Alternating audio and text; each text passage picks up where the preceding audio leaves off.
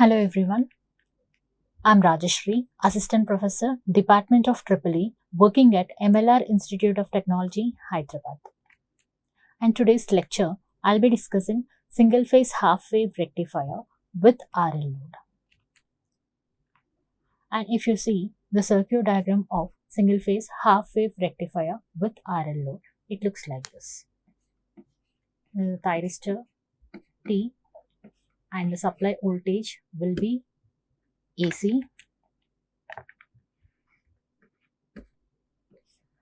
and this is resistive which is connected in series with an inductor, and this is RL load, and the supply voltage will be about single phase AC to 30 volts 50 Hz. So now let us see the circuit diagram simultaneously with the waveform for the clear understanding.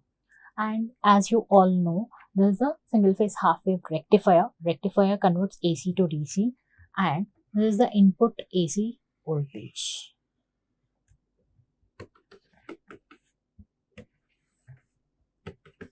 And this is the instant 0, this is pi, this is 2 pi, and this is 3 pi.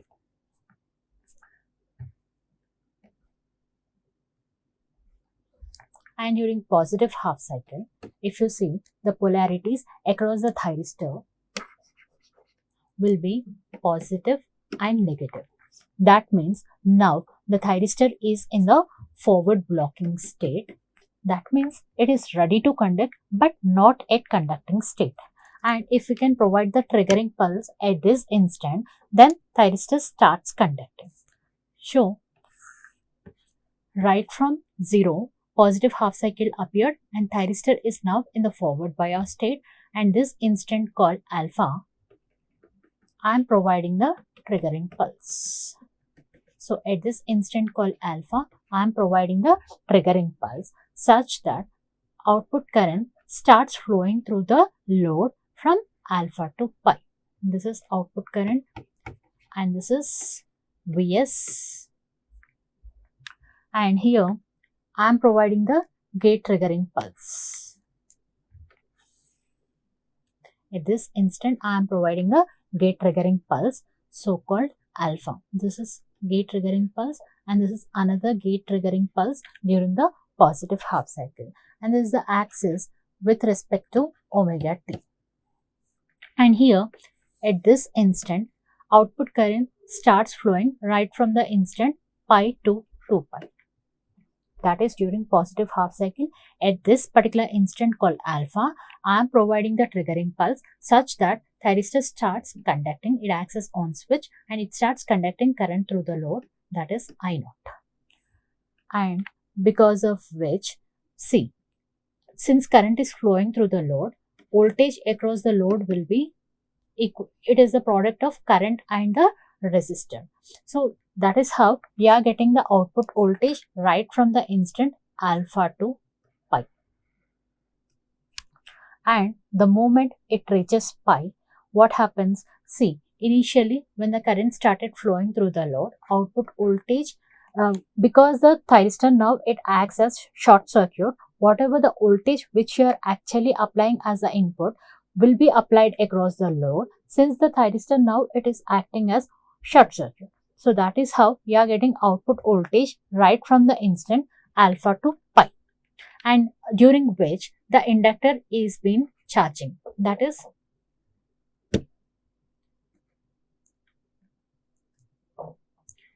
polarities across the inductor will be positive and negative, and the voltage across this particular inductor is given by the formula VL. Voltage across the inductor VL is equal to L into di0 by dt.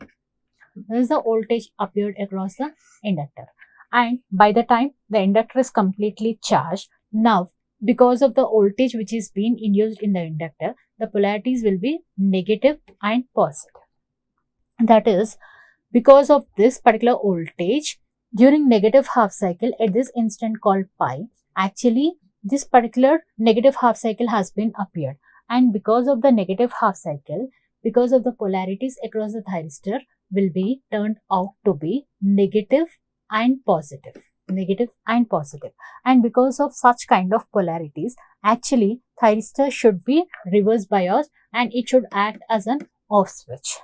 But here, since we are making use of inductive load, here inductor has the habit of storing certain amount of energy. It has the property of storing certain amount of energy across it because of the voltage across the inductor and because of the polarities of inductor by the time it is completely charged.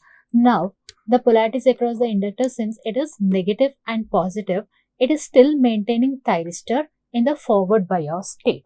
So that is how whatever the energy stored in the inductor is being dissipated through this particular thyristor to load, and that is how continuous current flow is being maintained through the circuit. So here we are getting the output voltage right from pi to pi plus alpha. This is the instant called pi plus alpha. So because of the inductor, thyristor is still maintained in conduction, and that is how we are getting the output voltage right from pi to pi plus alpha.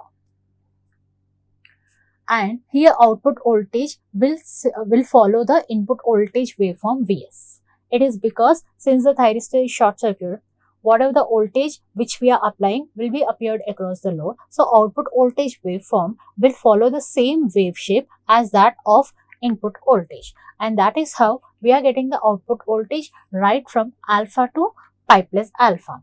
And if you see at this particular instant called pi plus alpha, the energy stored in the inductor is completely dissipated. The inductor is completely dissipated, and now thyristor, since it is in the negative half cycle, the thyristor will be turned off. It will not conduct anymore. So that is the reason here thyristor stops conduction and it remains in off state till 2 pi plus alpha. That is the instant where another triggering pulse is being provided. So at this instant called 2 pi plus alpha, we start providing a triggering pulse to this particular thyristor, and now thyristor starts conducting right from the instant 2 pi plus alpha to 3 pi plus alpha. And at this instant here, the output current starts building at a slow rate, that is from alpha to pi plus alpha. So here output current starts building at a slow rate, that is from alpha to pi. It will become maximum because of the presence of the inductor.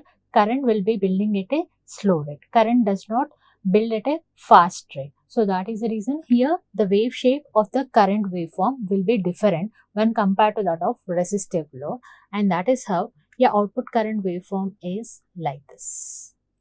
And it will be maximum at this instant called pi, and again it becomes zero. It becomes zero at this particular instant called beta. At this particular instant called beta. And again, this is negative half cycle during which thyristor is now under the off condition.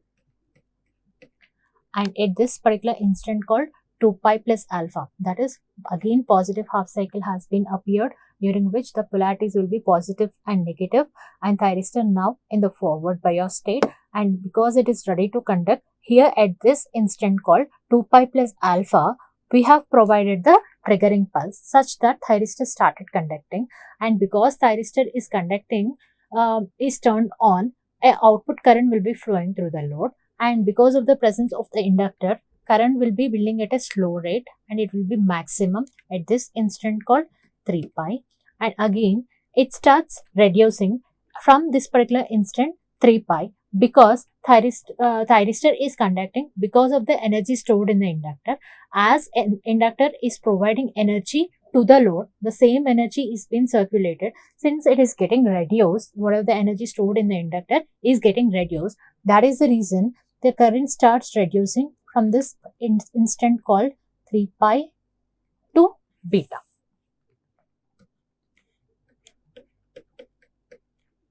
2 pi plus alpha to beta.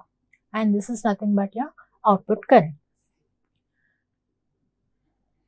And coming to the thyristor voltage, as I already discussed, thyristor voltage will be appeared only during the state when thyristor is under the off state. The voltage, input voltage will be appeared across the thyristor as long the thyristor is in the off state.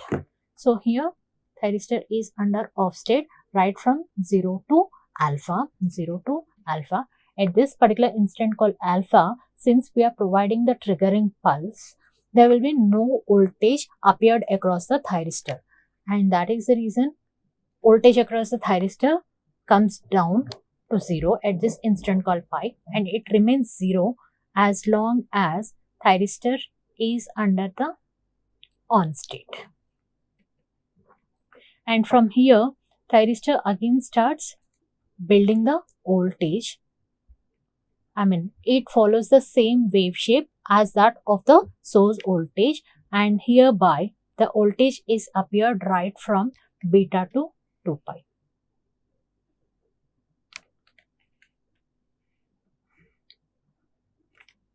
So this is nothing but the voltage across the thyristor. And now, as we need to derive the expression for average output voltage, V0 average, if you see, the general formula is 1 by T. 1 by T, what is the total time period? It is every similar cycle is repeating for 2 pi, and it is conducting from the instant called alpha to beta. Alpha to beta. What is conducting? Vm sine omega t d omega t. So here further simplifying, Vm bringing it out, Vm by 2 pi, integration of sinus minus cos omega t within the limits alpha to beta, and further simplifying Vm by 2 pi minus cos beta, minus of minus plus cos alpha. In that case we get V0 average expression is equal to Vm by 2 pi cos alpha minus cos beta. This is the average voltage expression for single phase half wave rectifier with RL load. Similarly, we will derive the V0 RMS expression for rectifier. So here V0 RMS, the general formula is 1 by T. 1 by T, 0 to T, V0 square, that is V0 square is equal to Vm square sine square omega t d omega t whole to the power of 1 by 2. And here Vm square, bringing it out, Vm square, and time period here is 2 pi, and it is actually conducting from alpha to beta. Beta is called extinction angle, that is conduction is being extended till beta, so that is the reason we call it as extinction angle. And here Vm square brought it out. Now in order to integrate sine square omega t, let us write in the format of 1 minus cos 2 omega t by 2, and this is whole to the power of 1 by 2. And now for my convenience, let us bring this 2 outside. In that case we get Vm square by 4 pi, and integration of 1 is omega t conducting from alpha to beta minus integration of cos 2 omega t is sine 2 omega t by 2 within the limits alpha to beta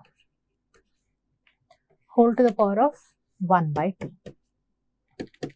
And here, since it is whole to the power of 1 by 2, simplifying we get Vm by 2 root pi, and substituting the limits we get beta minus alpha minus sine 2 beta by 2 minus of minus plus sine 2 alpha by 2 whole to the power whole to the power of 1 by 2.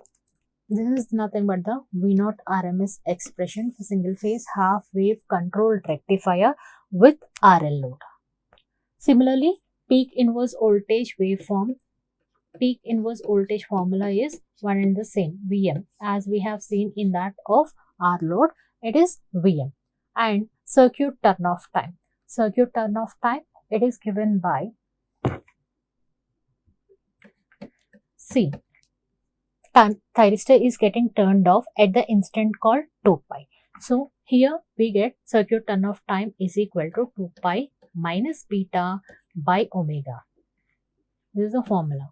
Since we have 2 pi minus beta is equal to omega t, and here we need time period t, circuit turn-off time, where Tc is equal to 2 pi minus beta by omega. That since it is getting turned off at the instant called 2 pi. And then we have input power factor. Input power factor, you know very well, the formula is V0 RMS into I0 RMS by Vs into Is. Since I0 RMS and Is, source current, and RMS value of current is one and the same, since it is single loop, same current is flowing, both are same, so gets cancelled. V0 RMS by Vs, where V0 RMS is equal to, we get, further simplifying, because we have Vm is equal to root 2 Vs. So simplifying this equation, we get 1 by root 2 into pi beta minus alpha minus sine 2 minus 1 by 2 we can take common from this particular equation. Na? So 1 by 2 sine 2 alpha sine 2 beta